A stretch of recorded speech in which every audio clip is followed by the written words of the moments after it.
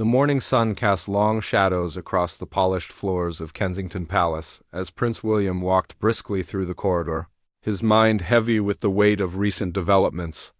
The red leather folder in his hand contained documents that would reshape the upcoming state visit from the President of South Korea, scheduled for just 3 weeks away. What should have been a routine diplomatic engagement had suddenly become a complex puzzle requiring immediate attention. William paused at the tall windows overlooking the palace gardens, where gardeners were already at work preparing the grounds for the autumn season. The irony wasn't lost on him that while they carefully tended to every detail of the landscape, he was about to make equally careful adjustments to the delicate choreography of royal protocol.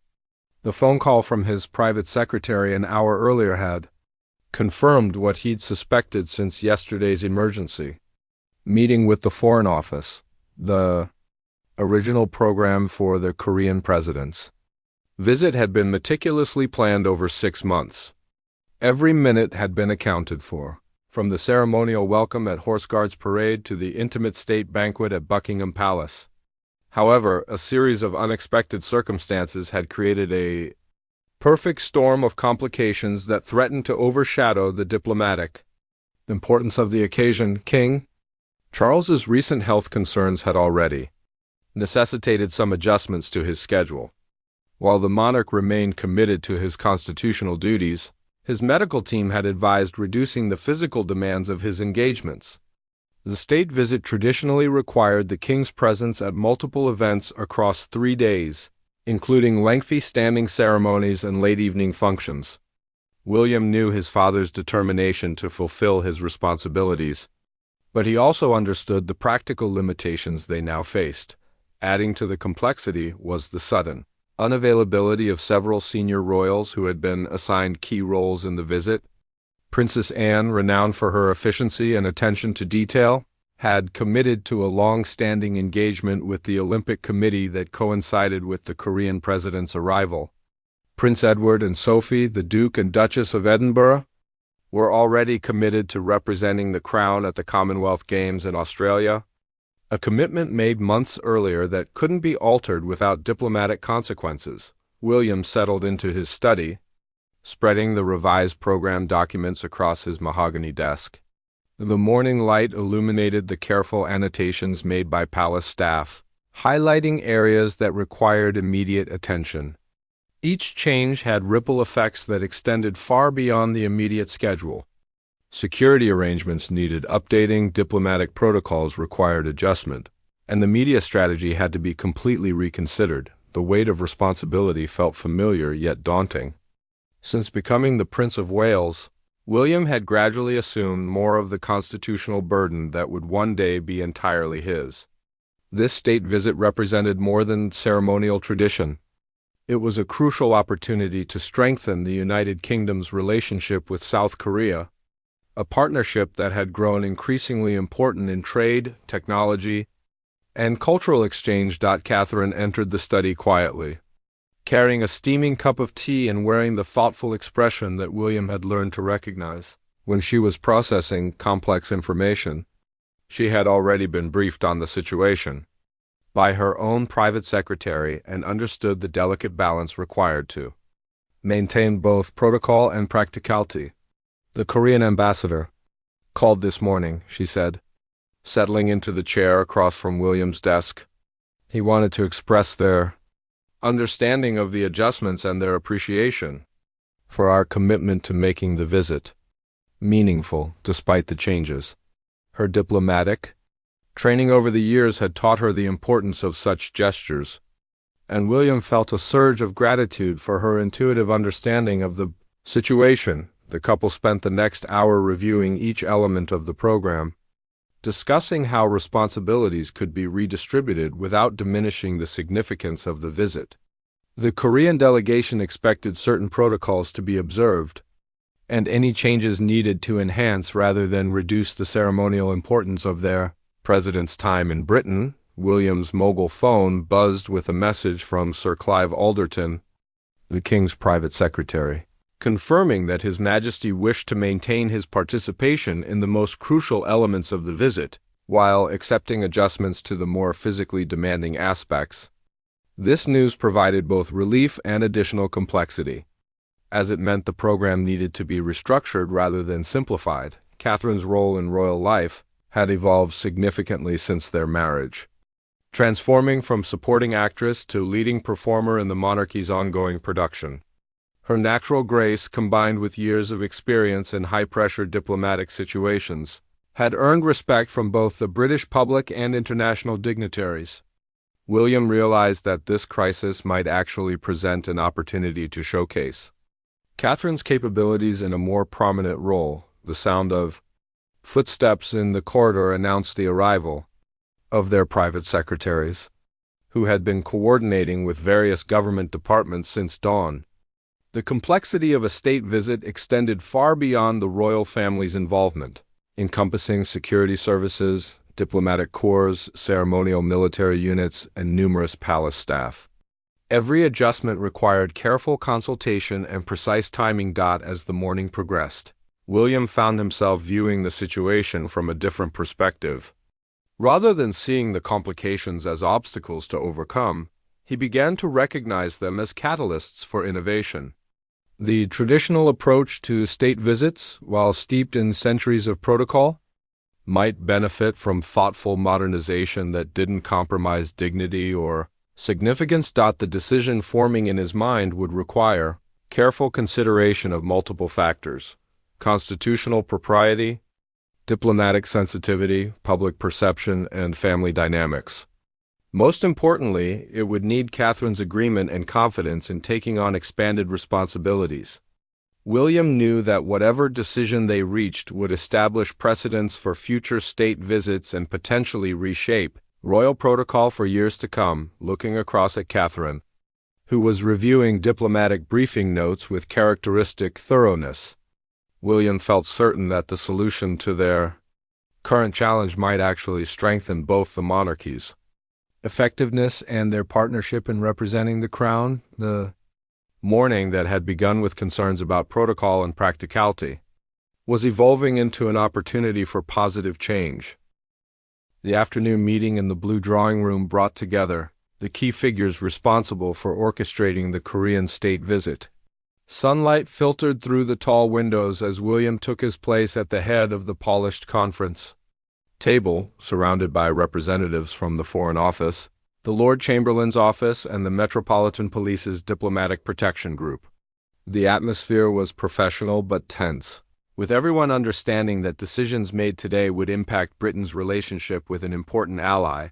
Sir David Manning, the former ambassador to South Korea and now special advisor on the visit, spread detailed photographs across the table showing the Korean president's previous state visits to other countries.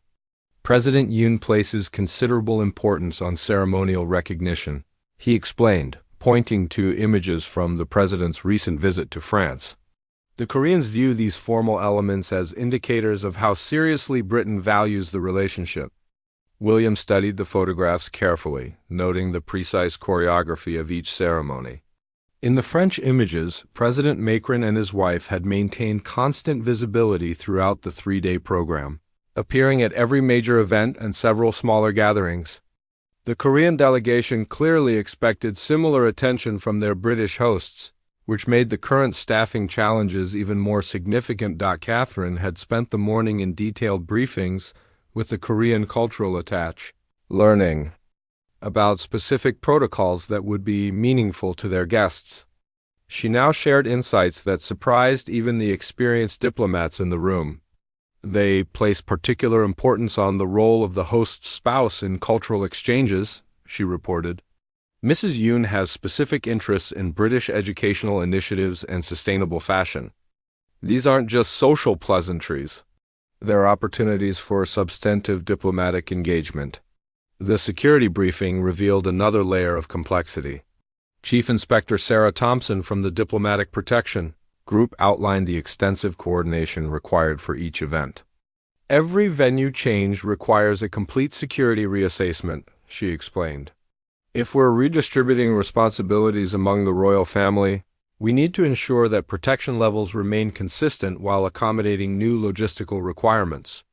William listened to each presentation with growing clarity about the decision he needed to make. The Korean visit represented more than diplomatic courtesy. It was an opportunity to demonstrate Britain's commitment to strengthening Asian partnerships in an increasingly complex global landscape. South Korea's technological expertise, cultural influence, and strategic importance in the region made this relationship crucial for Britain's post-Brexit international positioning. The Lord Chamberlain, Lord Parker, addressed the constitutional aspects with characteristic precision. Historically, state visits have been structured around the monarch's presence at key events, with other royals providing support, he said. However, precedent exists for senior royals to take leading roles when circumstances require. The 1976 Brazilian visit saw Princess Margaret lead several major engagements when the Queen was unavailable. Catherine's private secretary, Hannah Cockburn, had prepared a comprehensive analysis of the Princess of Wales's previous diplomatic engagements. The document highlighted Catherine's successful leadership of the 2022 Caribbean tour, her solo visit to Denmark for early childhood development discussions, and her effective representation of Britain at numerous international events. The evidence clearly demonstrated her capability to handle increased responsibilities. The Korean media have shown particular interest in the Princess of Wales, added Jeremy Hunt, who had been briefed by the British Embassy in Seoul. Her advocacy work in early childhood development resonates strongly with Korean values around education and family. This could actually enhance rather than diminish the visit's impact. William found himself remembering conversations with his grandmother, Queen Elizabeth II, about the evolution of royal responsibilities. She had often emphasized that effective monarchy required adaptation to changing circumstances while maintaining core principles. The current situation seemed to embody exactly the kind of thoughtful flexibility she had advocated. The discussion turned to practical arrangements. If Catherine were to take a more prominent role, several adjustments would be necessary. Her schedule for the 3 weeks leading up to the visit would need modification to allow for intensive diplomatic briefings. Security arrangements would require reconfiguration to accommodate her expanded presence. Most significantly, the ceremonial aspects of the visit would need careful redesign to ensure proper protocol while showcasing her leadership capabilities. David Lammy, representing the Foreign Secretary's office, outlined the broader diplomatic context. South Korea is increasingly important to British interests in technology, trade, and security, he explained. They're also watching how we handle this visit as an indicator of our commitment to Asian partnerships more generally. Success here could open doors for enhanced cooperation across multiple sectors. The Korean ambassador's earlier communication had included subtle but important signals about his government's expectations. While they understood the practical constraints facing the British royal family, they also needed assurance that the visit would receive appropriate attention and respect. The suggestion that the Princess of Wales might take expanded responsibilities had been received positively, particularly given her public profile and demonstrated diplomatic skills. Catherine's own perspective proved crucial to the developing consensus. I've been preparing for increased responsibilities as we move toward William's eventual succession, she said quietly. This visit could provide valuable experience while serving immediate diplomatic needs. The question isn't whether I'm ready. It's whether this approach serves Britain's interests most effectively. The room fell silent as everyone absorbed the significance of her words. This wasn't simply about solving a staffing problem for one event. It was about demonstrating the monarchy's ability to evolve and adapt to contemporary challenges. The decision would likely influence how future state visits were structured and could establish new precedents for royal roles and responsibilities. Sir Clive Alderton joined the meeting by video link from Buckingham Palace, conveying the King's thoughts on the proposed arrangements. His Majesty remained committed to participating in the most significant ceremonial elements but supported exploring innovative approaches that would enhance rather than compromise the visit's effectiveness. The King's endorsement provided the constitutional backing necessary for such a significant protocol adjustment. As the afternoon progressed, William felt increasing confidence in the direction their discussions were taking. The challenges that had seemed daunting that morning were transforming into opportunities for positive innovation. The Korean state visit could become a model for modern royal diplomacy, demonstrating how traditional monarchy could adapt to contemporary realities, while maintaining its essential dignity and effectiveness. The following morning brought William to one of the most significant decisions of his royal career. Standing in his private study at dawn, he reviewed the comprehensive proposal that had emerged from yesterday's intensive discussions. The document outlined a carefully structured approach that would see Catherine taking unprecedented responsibility for leading major elements of the Korean state visit while maintaining constitutional propriety and diplomatic effectiveness. The proposal was elegant in its simplicity yet revolutionary in its implications. Catherine would serve as principal host for the cultural and educational components of the visit, areas where her expertise and passion could genuinely enhance Britain's diplomatic engagement with South Korea. This wasn't merely about filling gaps in the royal schedule. It was about leveraging her specific strengths to create meaningful connections between the two nations. William's phone rang early, with Sir Simon Case, the cabinet secretary, calling to discuss the constitutional implications of the proposed arrangements. "The Prime Minister is supportive," Sir Simon reported. Number 10 sees this as an opportunity to demonstrate the monarchy's relevance and adaptability. However, they want assurance that proper protocols will be maintained and that the visit's diplomatic objectives remain paramount. The conversation highlighted the delicate balance required. In modern constitutional monarchy, every significant decision involving the royal family carried implications far beyond ceremonial considerations. The government needed confidence that their Korean counterparts would view any changes as enhancements rather than diminishments of British commitment to the relationship. Catherine had already begun intensive preparation for her expanded role. Her morning started with a detailed briefing from the Korean desk at the Foreign Office, where she learned about President Yoon's background, his wife's interests, and the current state of British-Korean relations. The briefing revealed fascinating opportunities for meaningful engagement beyond traditional diplomatic pleasantries. South Korea's remarkable transformation from war-torn nation to global technological powerhouse resonated with Catherine's interests in resilience and human potential. The country's emphasis on education and innovation aligned perfectly with her advocacy work in early childhood development. These connections weren't artificial diplomatic conveniences. They represented genuine areas where substantive dialogue could flourish. The Korean First Lady, Kim Ki-on-hee, had specifically requested meetings focused on British approaches to supporting young families and educational excellence. Her background in art and culture, combined with her interest in social initiatives, suggested opportunities for establishing lasting connections that could benefit both countries long after the state visit concluded. William spent his morning consulting with constitutional experts and former private secretaries who had overseen previous state visits.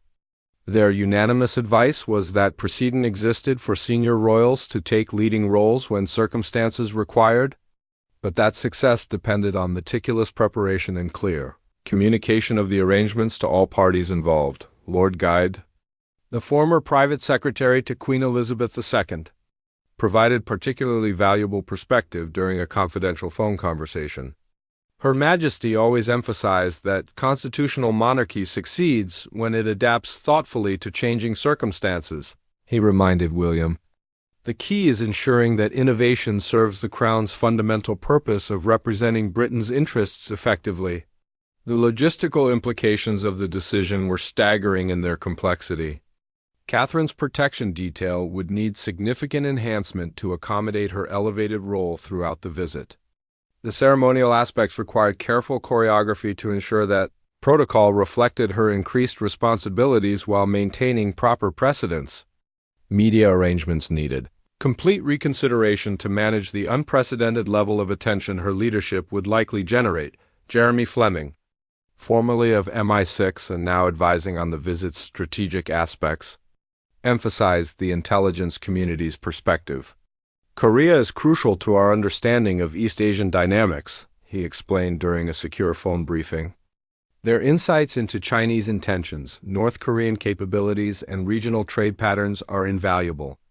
This visit needs to strengthen those intelligence-sharing relationships. The economic dimension added another layer of significance to the arrangements.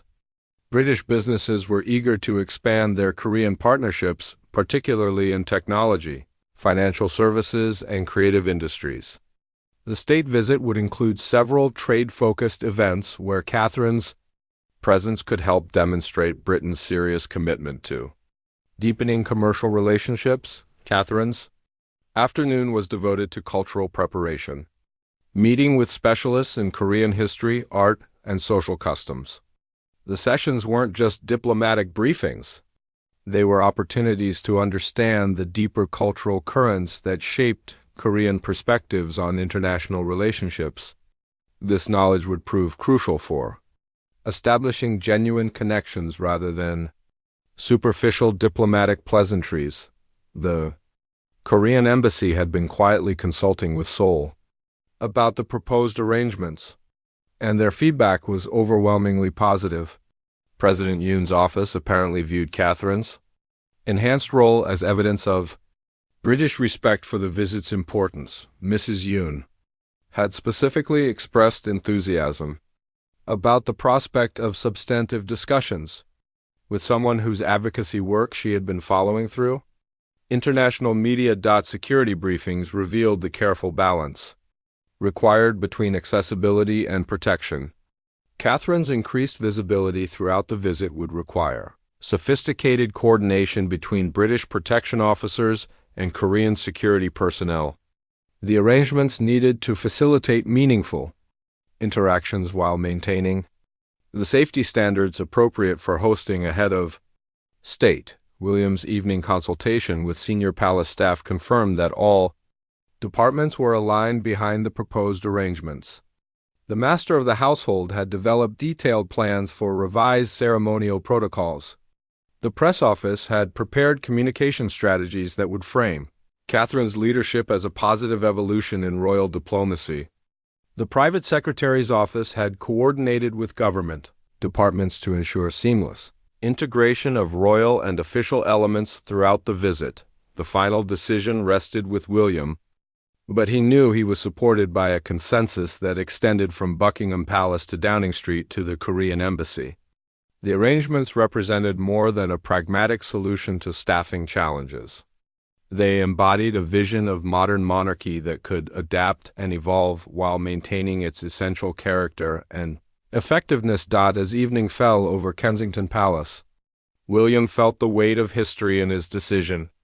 The choice he was about to formalize would likely influence royal protocol for decades to come, establishing precedents for how the monarchy could respond to future challenges while serving Britain's interests in an increasingly complex world. The phone call to inform his father of the final arrangements was scheduled for 8 o'clock, after which formal notifications would be sent to all relevant parties. By tomorrow morning, the palace would announce the adjusted program. That would see Catherine stepping into a role that could define her future as a senior royal and establish new possibilities for constitutional monarchy in the 21st century. The decision was made on a crisp September evening, with William placing the call to Buckingham Palace at precisely 8 o'clock. King Charles listened thoughtfully as his son outlined the final arrangements for Catherine's expanded role in the Korean state visit, asking penetrating questions about protocol, security, and diplomatic implications. His response, when it came, carried the weight of constitutional authority tempered by paternal pride. "Your grandmother would have approved," the king said quietly. "She always understood that our greatest strength lies in thoughtful adaptation to serve the nation's interests. Catherine has earned this responsibility through years of dedicated service, and the circumstances provide an ideal opportunity for her to demonstrate leadership capabilities that will serve her well in future roles." The formal announcement came 12 hours later, carefully crafted to emphasize the positive aspects of the arrangement, while acknowledging the practical considerations that had necessitated the changes. The palace statement highlighted Catherine's experience in international diplomacy and her particular expertise in areas of mutual interest between Britain and South Korea, particularly education, early childhood development, and cultural exchange. Media reaction exceeded all expectations, with coverage focusing on the historic nature of Catherine's appointment rather than dwelling on the challenges that had prompted the decision. International outlets picked up the story within hours, with Korean media expressing particular enthusiasm about the enhanced role planned for the Princes of Wales during their president's visit. The Korean ambassador, His Excellency Yoon Yo-chol, requested an urgent meeting with William to discuss the arrangements in detail. Their conversation, held in the grand reception room at Kensington Palace, revealed the depth of Korean interest in strengthening the bilateral relationship beyond traditional diplomatic courtesy. President Yoon has followed the Princes of Wales's work with great interest, the ambassador explained. Her advocacy for early childhood development aligns closely with our government's priorities in education and social policy. Mrs. Yoon is particularly excited about the opportunity for substantive discussions, rather than purely ceremonial interactions. The meeting lasted 2 hours, covering everything from specific cultural sensitivities to opportunities for meaningful policy discussions during the visit. The ambassador's enthusiasm was evident as he described how the revised arrangements could facilitate deeper engagement between the two countries on issues of mutual concern. From technological cooperation to environmental sustainability, Catherine's intensive preparation schedule began immediately, with daily briefings covering Korean history, contemporary politics, economic priorities, and cultural nuances that would be crucial for successful diplomatic engagement. Her language tutors provided crash courses in basic Korean phrases, not for fluency but to demonstrate respect for Korean culture and facilitate more personal connections with the visiting delegation.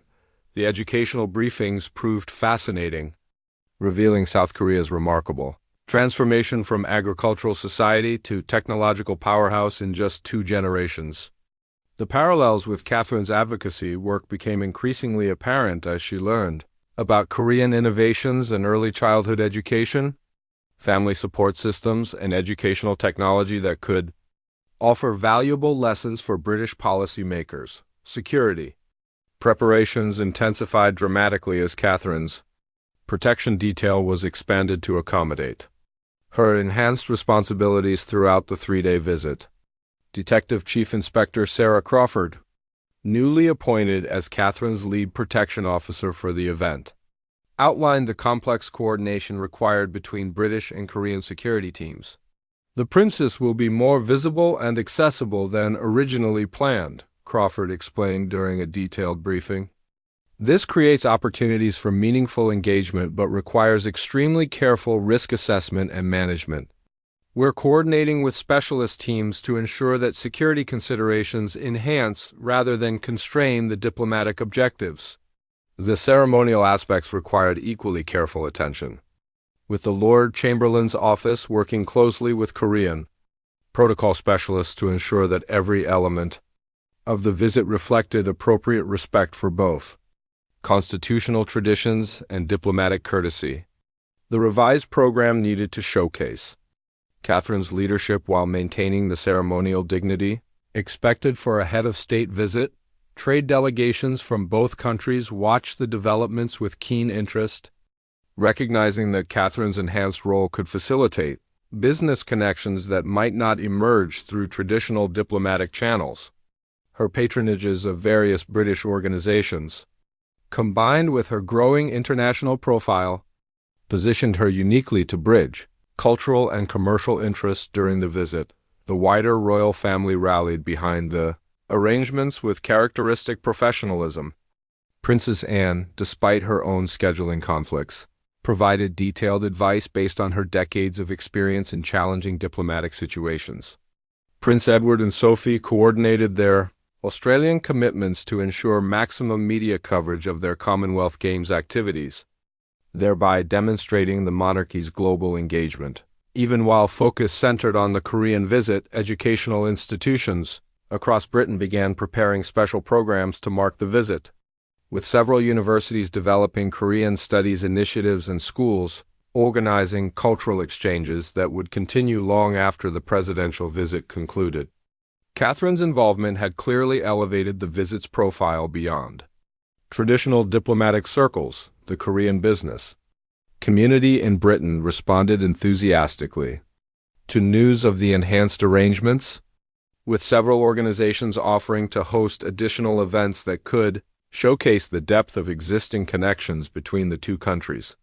These grassroots responses demonstrated genuine excitement about the possibilities for strengthened relationships. Buckingham Palace coordination meetings became daily occurrences, with representatives from multiple departments working to ensure seamless integration of ceremonial, security, diplomatic, and media elements throughout the visit. The complexity rivaled planning for coronations or royal weddings, but with the added dimension of international diplomatic significance. Catherine's personal staff worked around the clock to master the intricate details that would make the difference between competent execution and genuinely meaningful engagement. Her private secretary compiled detailed briefings on each Korean delegation member, identifying opportunities for personal connections that could facilitate broader diplomatic objectives. The Foreign Office expressed growing confidence that the revised arrangements would actually enhance rather than compromise the visit's diplomatic value.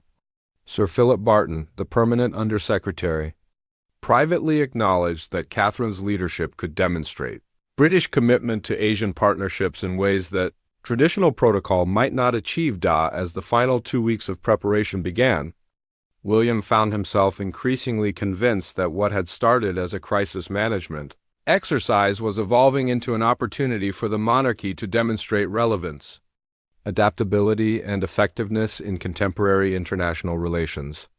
The Korean state visit would likely be remembered not for the challenges that necessitated changes, but for the innovation and success that emerged. From thoughtful adaptation to changing circumstances, the stage was set for Catherine to step into a role that would define her future, contributions to British diplomacy, and establish new precedents for royal engagement in an increasingly complex global environment. The final week of preparation transformed Kensington Palace into a hive of diplomatic activity, with Catherine at the center of the most intensive briefing schedule ever undertaken by a member of the royal family for a single state visit. Her private study became a war room filled with maps, cultural guides, economic briefings, and detailed profiles of every member of the Korean delegation expected to arrive in 6 days. Catherine's morning routine now began at 6 o'clock with Korean language practice, followed by briefings on trade relationships, security cooperation, and cultural exchange programs. Her tutors were amazed by her rapid absorption of complex information, particularly her ability to identify connections between Korean innovations and British initiatives that could form the basis for meaningful policy discussions. The breakthrough moment came during a video conference with British businesses already operating in South Korea. Catherine's questions revealed a sophisticated understanding of the practical challenges facing companies trying to bridge cultural and commercial differences between the two countries. Her insights prompted several executives to suggest specific topics for discussion. During the business roundtable scheduled for the visit's second day, William watched his wife's preparation with growing admiration and confidence. Her natural diplomatic instincts, honed through years of royal engagements, were being enhanced by intensive education about Korea's unique position in global affairs. She was developing genuine expertise rather than simply memorizing talking points, which would enable authentic engagement rather than scripted interactions. The Korean delegation's advance team arrived 5 days before the president, conducting detailed reconnaissance of every venue and reviewing security arrangements with meticulous care.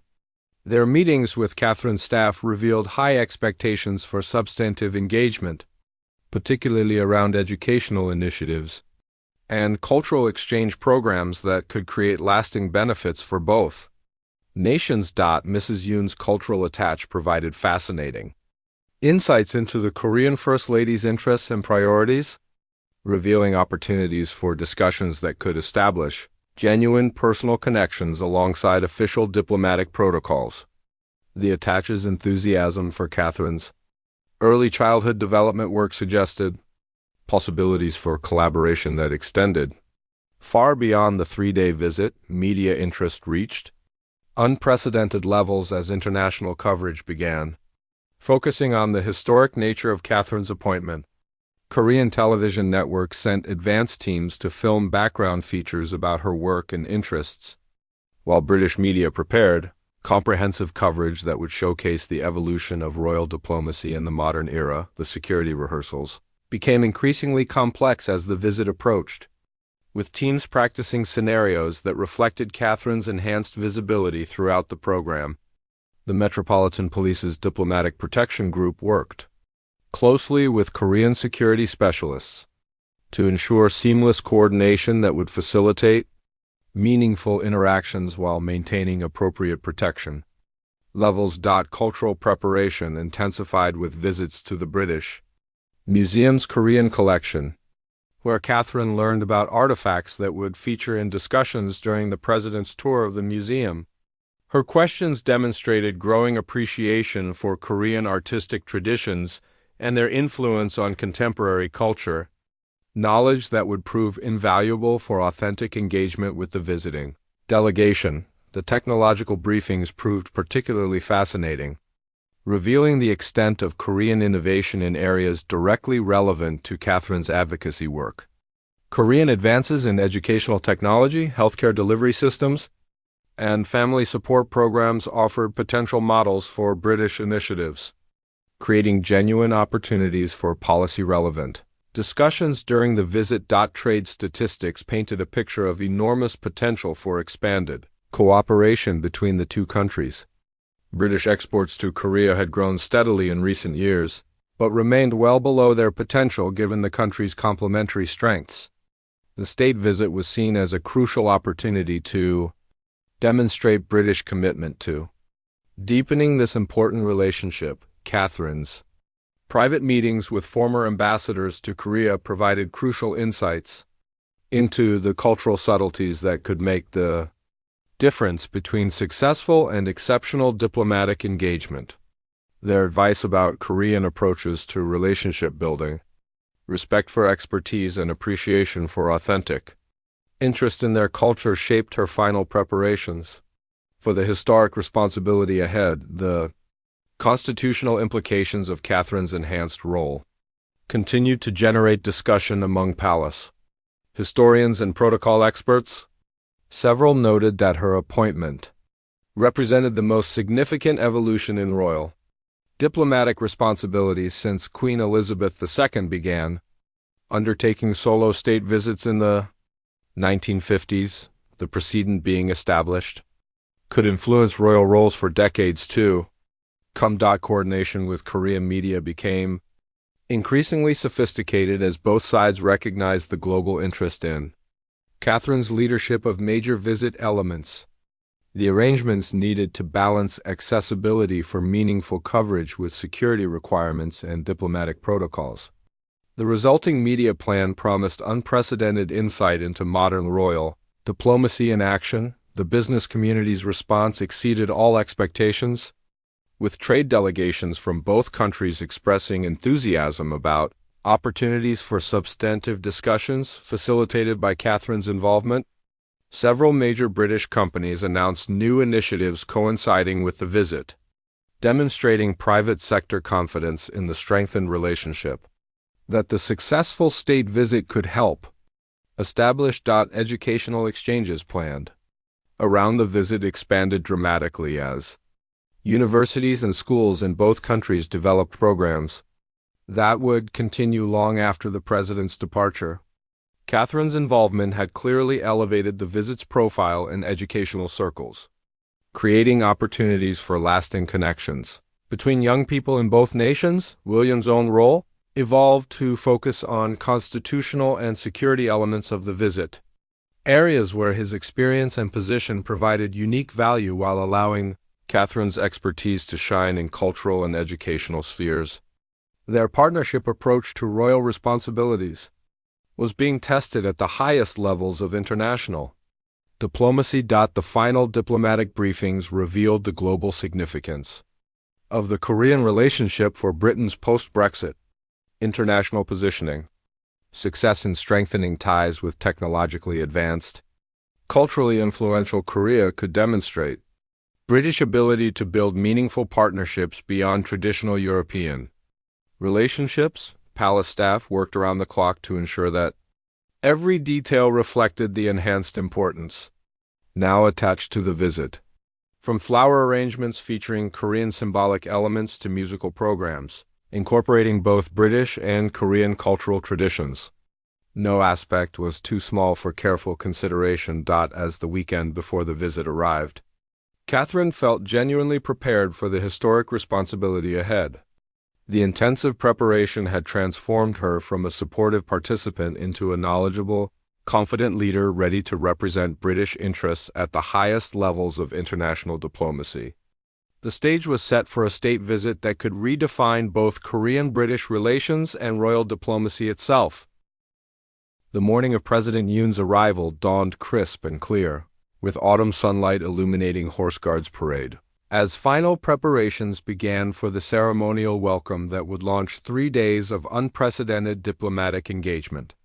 Catherine stood at her dressing room window in Kensington Palace, watching the early morning activity in the distance and feeling the weight of historic responsibility settling upon her shoulders. Her schedule for the day was unlike anything previously undertaken by a member of the royal family during a state visit. After the formal arrival ceremony, where she would appear alongside King Charles and William, she would lead the cultural portion of the visit, including a private tour of the National Gallery's Korean art exhibition and an extended discussion with Mrs. Yoon about educational initiatives that had captured international attention. The Korean delegation's arrival at Heathrow had been flawlessly executed, with security arrangements that reflected both the importance of the visit and the enhanced profile Catherine's leadership had brought to the occasion. Korean media coverage was already emphasizing the historic nature of her role, describing it as evidence of Britain's serious commitment to strengthening the relationship between the two nations. Catherine's morning briefing confirmed that President Yoon and Mrs. Yoon were both looking forward to the expanded discussions that her involvement would facilitate. The Korean First Lady had specifically requested additional time for conversations about British approaches to supporting young families, an area where Catherine's expertise could provide genuine value beyond ceremonial courtesy. The arrival ceremony proceeded with flawless precision, showcasing the best of British pageantry while acknowledging Korean cultural sensitivities through carefully chosen musical selections and ceremonial elements.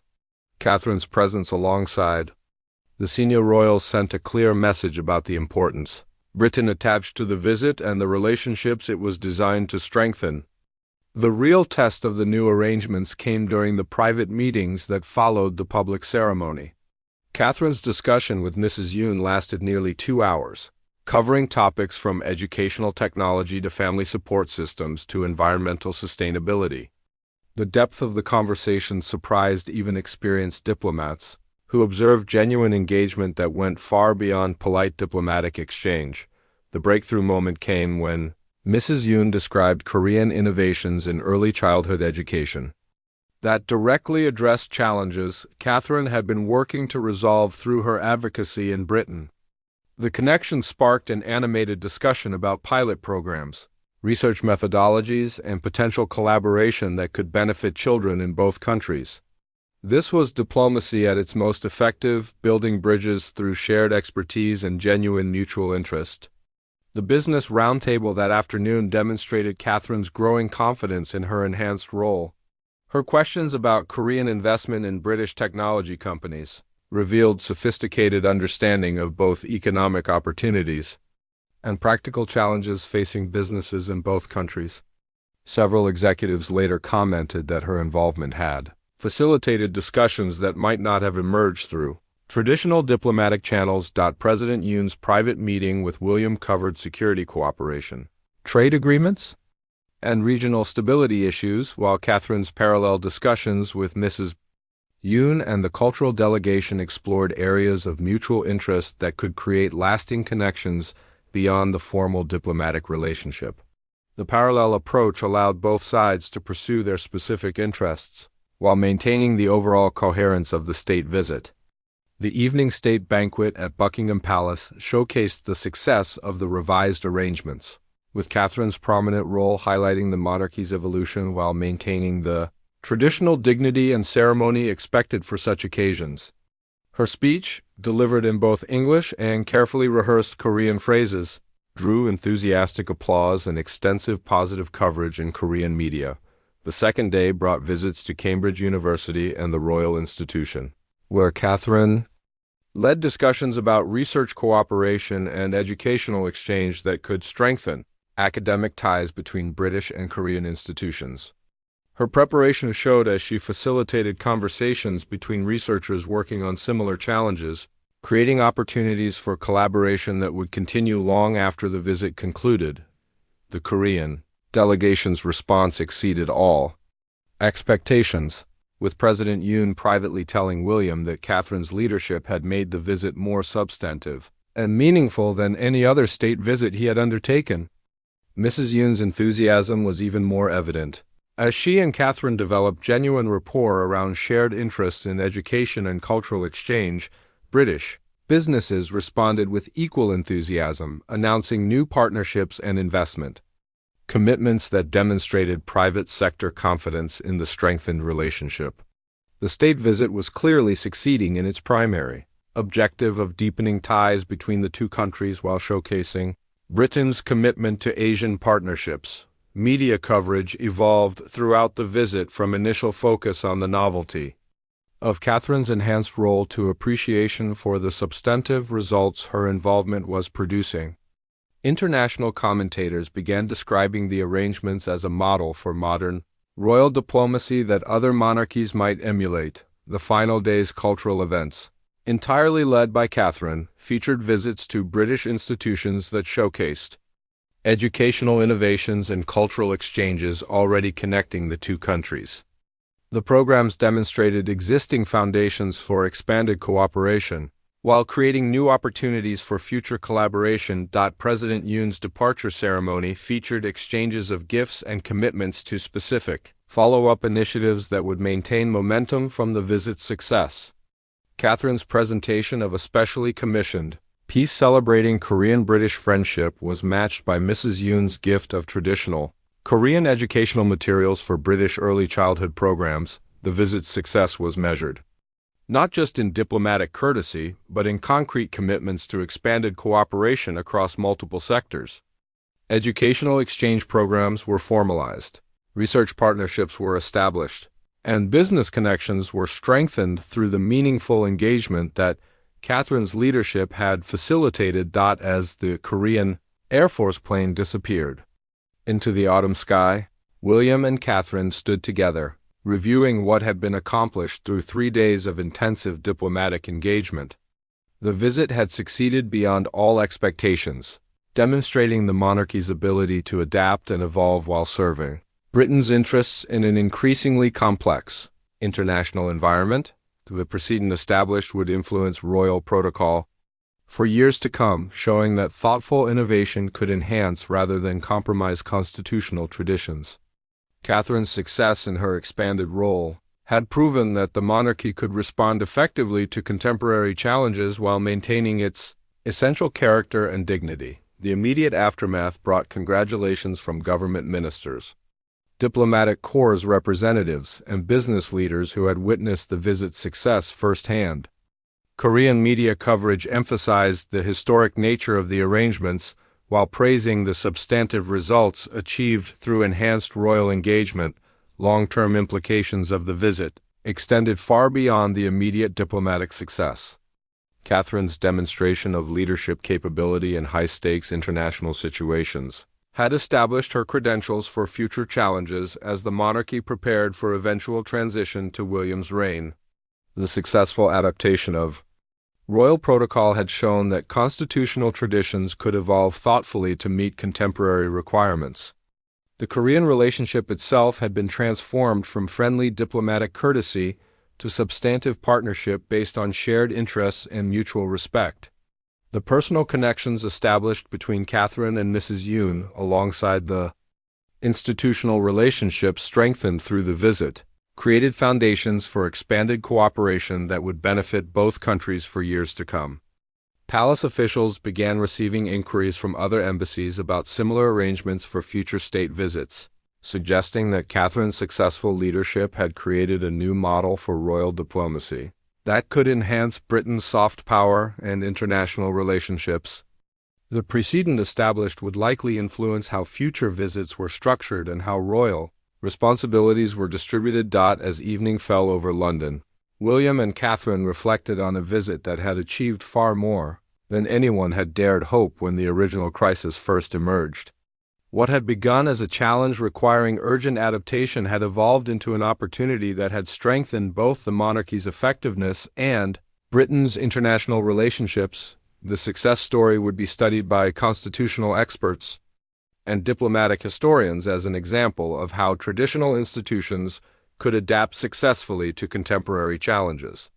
More immediately, it had demonstrated that the royal family could continue serving Britain's interests effectively while evolving to meet the demands of an increasingly complex global environment. Catherine's transformation from supporting par